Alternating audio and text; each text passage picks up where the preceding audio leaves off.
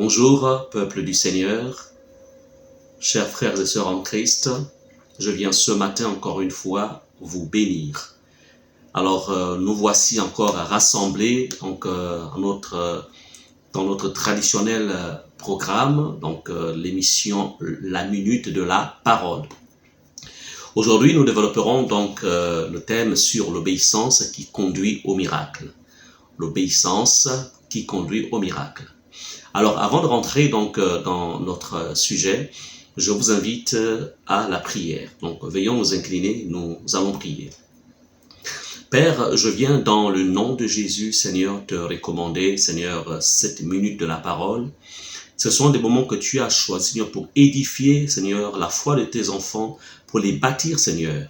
Père Saint, je prie pour cela, pour chaque cœur, Seigneur, qui soit disposé à recevoir cette sémence, mais surtout chaque qui pourra garder cette sémence.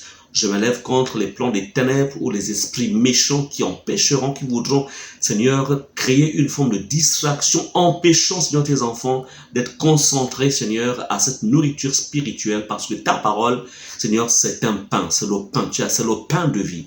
Merci encore une fois pour ces moments que tu avais déjà prédestinés d'avance, et c'est dans le nom précieux de Jésus que nous te prions. Nous disons Amen. Bien, alors frères et sœurs en Christ, peuple du Seigneur, donc aujourd'hui, comme je le disais à l'entame de cette émission, je disais que je vais vous entretenir sur l'obéissance qui conduit au miracle. L'obéissance qui conduit au miracle. Alors, pour que nous puissions être connectés sur la même longueur d'onde, il serait certainement important que nous développions, que nous définissions plutôt, c'est quoi l'obéissance. Donc déjà, l'obéissance, c'est l'action en fait de se soumettre, de se conformer, donc de suivre les règles dictées par quelqu'un. Donc la notion d'obéissance donc est toujours liée à la liberté. Donc, dans le sens de se sentir libre de poser un acte ou de répondre à une demande. Donc, l'obéissance engage ainsi le chrétien à s'ouvrir à la volonté de Dieu. C'est un acte de foi qui incite à la recherche, donc, qui insiste à rechercher plutôt la volonté de Dieu dans les événements ou les défis de la vie. Alors, chers frères et sœurs en Christ, beaucoup d'enfants de Dieu ont du mal à accéder à leur miracle. Beaucoup d'enfants de Dieu ont du mal à vivre l'expérience vraiment de l'action de la parole dans leur vie, parce que tout simplement, il y en a peu qui aujourd'hui en fait ont décidé de se soumettre à Dieu. Il y en a peu. Et le manque d'obéissance conduit à je dirais, un cataclysme spirituel. Par contre, nous allons voir que l'obéissance à la parole de Dieu, l'obéissance aux orientations est dictée par votre pasteur ou vos pasteurs, vous conduira inéluctablement au miracle. Alors, sans perdre trop de temps, ouvrons nos Bibles dans Jean chapitre 2, verset 4 et verset 7 à 9.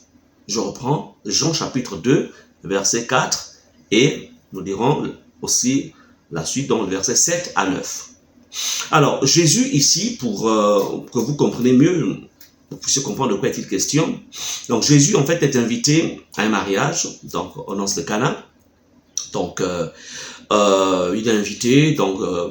comme invité, donc il n'est pas là dans le cadre de son ministère, mais bon, il est invité, voilà, c'est un citoyen un peu comme tout Israélite, voilà, donc il est au milieu donc des autres qui l'ont invité, donc voilà, fils de Dieu, prophète, en même temps sauveur et seigneur, donc il est là. Bon, et ensuite, pendant le repas, donc pendant les noces, le vin vint à manquer. C'est un problème. Donc les organisateurs du repas ou de la fête, voudrais-je dire, n'avait peut-être pas réalisé que le succès que pouvait peut-être, le succès que ce mariage, en fait, allait avoir dans la contrée. Alors, mais Jésus n'est pas seul, il y a sa mère, donc Marie qui est là, la mère de Jésus, et en fait, qui se rend compte que les organisateurs sont en difficulté parce que ce qui donne un sens à une fête, c'est lorsque tous les paramètres sont réunis. Mais là, il s'avère qu'avant le temps, bon, il y a un élément qui va causer souci. Donc, le vin manque. Bon, donc, c'est alors que Marie va donc interpeller donc son fils Jésus. Et ensuite, voilà. Et Jésus, donc, qui répond donc au verset 4. Jésus lui répondit, « Femme, qu'y a-t-il entre moi et toi? Mon heure n'est pas encore venue. » Bon, ce n'est pas le verset qui nous intéresse. Verset 7, Jésus leur répondit, à qui? Jésus répond, plutôt Jésus leur dit, autant pour moi, il dit à qui? Aux organisateurs. Il y a un problème. Le problème, c'est qu'en fait, la fête pourrait mal se terminer parce qu'en fait, il n'y a plus en fait de vin. Alors, comme chacun d'entre vous, chacun d'entre nous dans la vie, il arrive que les plans que parfois nous mettions en place, des stratégies que nous mettions en place, ont du mal vraiment à produire des résultats escomptés. Alors, qu'est-ce qu'ils font? Déjà ici, il faut remarquer que Marie se tourne vers Jésus. Marie sait qui est Jésus, puisque avant que Jésus ne vienne au monde, l'ange était venu voir Marie. L'ange avait dit à Marie que tu porteras en fait le sauveur de l'humanité. Tu porteras le Fils de Dieu. Donc Marie savait qui était son fils, que celui-ci n'est pas un fils ordinaire. En fait, Marie savait que Jésus en fait avait le potentiel, la capacité de répondre en fait aux problèmes qui se produit là. Il est pratiquement 21h, 22h. Bon, les boutiques, en fait, ou les supermarchés ont fermé. On ne peut plus, en fait, il n'y a plus rien à faire là. Il faut forcément le miracle de Dieu. Bien-aimés, combien de fois dans nos vies, combien de fois il vous est certainement aussi arrivé de vous retrouver bloqué face à une situation. Vous réfléchissez. En fait, vous dites, quand vous essayez de voir dans votre environnement, vous jetez coup d'œil dans votre carnet d'adresse, vous vous rendez compte qu'en vérité, là tout est bloqué. Vous regardez à gauche, un mur, devant vous un mur, à droite un mur, derrière un mur. My God, qu'est-ce que je peux faire? Alors Marie sait que là, mon fils Jésus, lui, il est la solution à tout problème. Bien-aimé, pour le chemin du miracle, en fait, est jalonné, je dirais, d'un ensemble de principes à considérer ou à observer. C'est en fait la place que vous accordez à Dieu ou la place que vous accordez à Jésus dans votre cœur. Marie savait que la solution, c'était Jésus. Il n'y avait pas une autre solution. Voyez-vous, lorsque vous vous retrouvez face à une situation, face à un blocage, face à un problème, la première chose que vous devez considérer en tant qu'enfant de Dieu, c'est de réaliser, en fait, c'est de réaliser que Jésus est la solution. Il est la solution à mon problème. Jésus, il est celui, en fait, c'est lui qui produit le miracle. Il est le chemin, il est la lumière du monde. Il est Jéhovah Jireh, le Dieu qui pourvoit. Jésus. Parce que si vous avez une mauvaise conception de Jésus, en fait, vous aurez du mal à avoir accès aux produits que Jésus donne. Bien-aimé, Marie oriente les regards des organisateurs vers Jésus.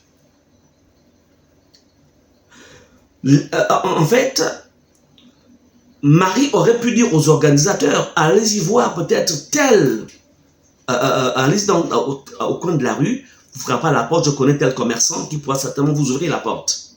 Non, Mais Marie conduit les organisateurs vers Jésus. C'est pourquoi, en fait, Marie dit, en fait, leur dira, faites ce qu'il vous dira. Marie le dit aux organisateurs. Faites ce qu'il vous dira. Bien-aimés, sachez orienter les gens vers Jésus. Vous-même, apprenez à vous orienter, à orienter vos regards vers Jésus, à orienter votre cœur vers Jésus.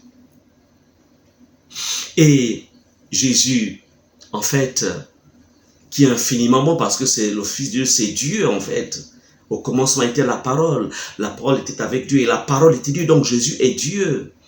Avec son cœur de compassion, son cœur d'amour, l'amour qui accepte tout, qui pardonne tout, l'amour qui donne. La Bible déclare que car Dieu a tant aimé le monde qu'il a donné son Fils, l'amour consiste à donner. Alors Jésus leur dit, remplissez d'eau ces vases.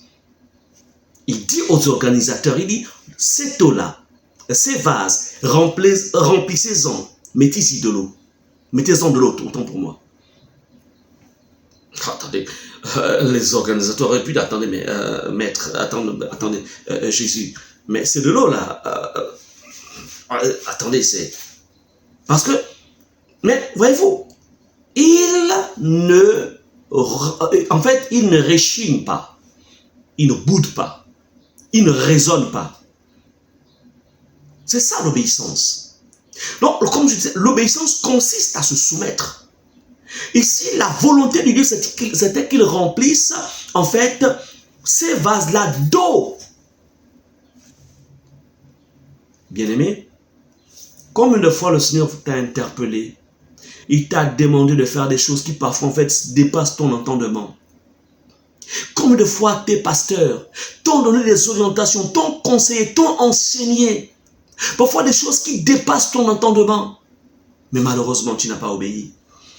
Tu as raisonné. Tu as vu la chose selon un concept, selon l'homme. Bien-aimé, l'obéissance engage nos chrétiens à s'ouvrir à la volonté de Dieu. À comprendre que là, c'est Dieu qui me parle. Même si ça paraît fou. Oui, c'est fou de prendre de l'eau, de mettre de l'eau dans des vases et dire que cette eau va devenir du vin, mais c'est fou selon l'homme. Mais ces gens-là avaient compris aussi qu'ils étaient là en face de quelqu'un qui n'était pas ordinaire. Là, c'était Dieu lui-même qui parlait. Au commencement était la parole. Frères et sœurs en Christ, apprenez, si vous voulez voir votre miracle s'activer dans votre vie. Apprenez à discerner à travers les lignes, à travers la parole qui sort de la bouche de son serviteur ou de ses serviteurs. Apprenez à discerner la voix de Dieu au travers de ce qu'il est en train de vous dire. Mais si vous ne voyez qu'un simple homme, une simple femme qui vous parle, là vous allez tomber en fait dans le piège. Et vous vous éloignerez de votre miracle. Combien parmi vous se sont éloignés de leur miracle? Combien se sont éloignés du plan de Dieu dans leur vie? Parce que tout simplement, ils ont considéré que la parole que cet homme nous donne ou que cette femme nous donne, en fait, elle est au-delà de la réalité. Ils ne réalisent pas ce que je vis. Non, attention. Ces organisateurs du repas auraient pu dire, attends, mais Jésus... Depuis quand tout ce qu'on veut là, tout ce que nous voulons là, c'est du vin. Tu nous demandes de prendre de l'eau, de mettre ça dans des vases, alors qu'au coin de la rue, on peut aller déranger, en fait, on peut aller déranger le responsable de ce magasin pour qu'il nous trouve peut-être 50 litres encore de vin. Mais non, ils ne raisonnent pas, ils ne réfléchissent pas, mais ils ont des cœurs d'enfants. Comme dit la parole de Dieu, le royaume de Dieu appartient en fait à ceux qui ressemblent aux petits enfants. La Bible dit, et ils les remplirent jusqu'au bord. Alléluia. Ils ont fait quoi? Ils ont rempli jusqu'au bord. Ils n'ont pas dit, bon, on va remplir jusqu'à la moitié, on va un peu voir, on va essayer. Non, ils avaient une foi. Ils étaient dans l'esprit d'obéissance. Alléluia. Et la Bible déclare, au verset 8, puisez maintenant, leur dit-il, et portez-en à l'ordonnateur du repas. Et ils emportèrent. Alléluia. Et là, l'eau s'était transformée en vin. Bien-aimé, la puissance de l'obéissance. My God. L'obéissance qui conduit au miracle. Je suis venu te dire ce matin que certainement les problèmes qui perdurent dans ta vie sont liés à ton manque d'obéissance. Je suis venu te dire ce matin que le fait que tu ne croises plus en Christ est certainement lié à ton manque d'obéissance. Je suis venu dire à quelqu'un ce matin, décide de sortir de la désobéissance, décide en fait de te conformer à la parole de Dieu, décide en fait de faire de la parole de Dieu une règle, alléluia, à laquelle tu devras en fait observer. Observe la parole. Obéis à la parole, à tout ce que tu as entendu jusqu'à maintenant. Obéis, repens-toi et dis, Seigneur, je te demande pardon parce que je me suis rendu compte que la vie que je menais jusqu'à cette heure, alléluia, si je n'ai pas eu accès à mon miracle, c'est lié tout simplement à la désobéissance. Dieu n'a pas changé. La parole lui déclare qu'il est le même hier, aujourd'hui et éternellement. Mais si ces hommes ont vu le miracle de Dieu à travers une situation où ils étaient pratiquement désemparés, ils ont vu le miracle, c'est parce qu'ils ont décidé d'obéir. Toi aussi ce matin, décide d'obéir, de dire Seigneur, je m'abandonne à toi, je décide d'avoir une foi semblable à celle d'un enfant. Alléluia. Tu as parlé, alors j'obéis. Je ne raisonne pas, je ne réfléchis pas, mais je veux faire tout simplement une chose, c'est tout simplement de me mouler, alléluia, dans le moule de ta parole. Bien-aimé, l'obéissance aux orientations de Dieu conduit toujours au miracle. Il n'a pas changé. C'est par ces paroles que je conclue cette minute de la parole.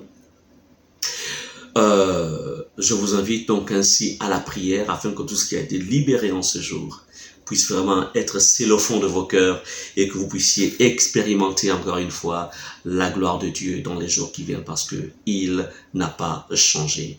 Inclinons nos têtes et prions le Seigneur afin qu'il vous fasse la grâce d'être des hommes et des femmes qui obéissent à sa parole afin que vous puissiez expérimenter par la suite le miracle dans votre vie.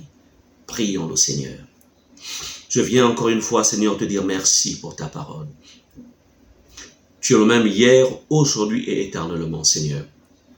Ce que tu as fait, Seigneur, dans la vie, Seigneur, tu avais fait dans la vie de ces hommes, Seigneur, lors de ce mariage à Cana, Seigneur. Tu es prêt à le faire dans la vie de chacun de tes enfants. Mais il y a une exigence que tu nous demandes, c'est celle d'apprendre à t'obéir, à obéir à tes paroles, à tes orientations sans raisonner, sans réfléchir. Je prie pour chacun de ceux qui ont réussi à écouter ce message, qu'ils aient une foi semblable à celle des enfants, Seigneur. Père, c'est dans le nom puissant de Jésus que je prie en faveur de chacun d'entre eux. Qu'il en soit ainsi au nom de Jésus et nous disons Amen. Que Dieu vous bénisse. Nous nous retrouverons encore une fois la semaine prochaine. Bye bye. Dieu est avec vous. Encore une fois, soyez obéissants et vous verrez la gloire de Dieu. God bless you.